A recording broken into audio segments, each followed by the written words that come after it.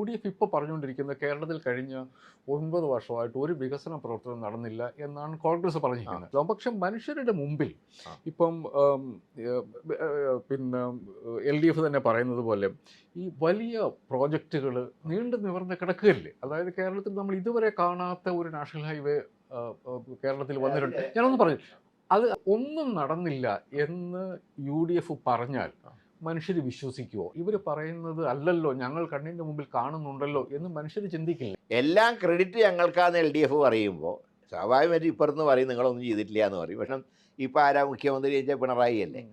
അതുകൊണ്ട് അതൊരു യാഥാർത്ഥ്യമാണ്.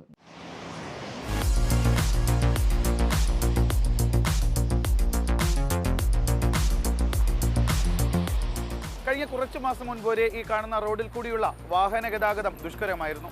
ഇന്ന് ആ സ്ഥിതി ആകെ മാറി. സ്മാർട്ട് സിറ്റി റോഡുകളുടെ നിർമ്മാണം പൂർത്തിയായി. മുഖ്യമന്ത്രി ഈ റോഡ് നാടിനായി സമർപ്പിക്കും.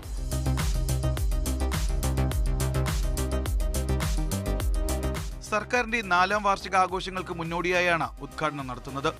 1500 കോടിയുടെ സ്മാർട്ട് സിറ്റി പദ്ധതിയിൽ സ്മാർട്ട് റോഡുകളുടെ നിർമ്മാണത്തിന് 220 കോടിയോളം ചിലവഴിച്ചിട്ടുണ്ട്. നല്ലവണ്ണം മാറ്റമായിരിക്കുകയാണ്. ജനങ്ങൾക്ക് നല്ല ശുദ്ധമായ വായു ശ്വസിക്കുന്നത് പോലെയാണ്. നമ്മളിപ്പോൾ ഞാനൊരു വണ്ടിയാണ് ഓടിക്കുന്നത്. ആ ഇതിൽ വളരെ മനോഹരമായിട്ട് തന്നെ നമുക്ക് പാലം വരെ പോകാൻ കഴിയുന്നുണ്ട്. നേരത്തെ കഷ്ടപ്പാടാണെങ്കിൽ ഇപ്പം വളരെ മനോഹരമായിരിക്കുന്നെന്നാണ് എൻ്റെ അഭിപ്രായം. 12 റോഡുകൾ പൂർണ്ണമായി പുനർനിർമ്മിക്കുകയും 28 റോഡുകളുടെ നവീകരണവുമാണ് പദ്ധതിയിൽ ഉൾപ്പെടുത്തിയിരിക്കുന്നത്. മുൻ കോർപ്പറേഷൻ ഭരണസമിതിയുടെ അവസാന കാലത്താണ് സ്മാർട്ട് റോഡ് നിർമ്മാണം ആരംഭിച്ചത്.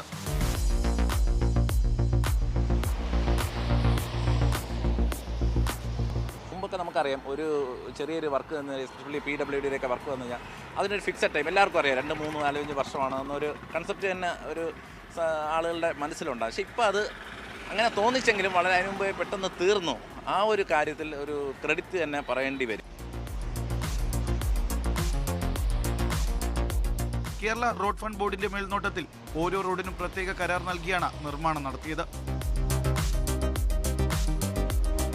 കാൽനട യാത്രക്കാർക്കും സൈക്കിൾ യാത്രക്കാർക്കും റോഡിൽ പ്രത്യേക സൗകര്യങ്ങൾ ഏർപ്പെടുത്തിയിട്ടുണ്ട്.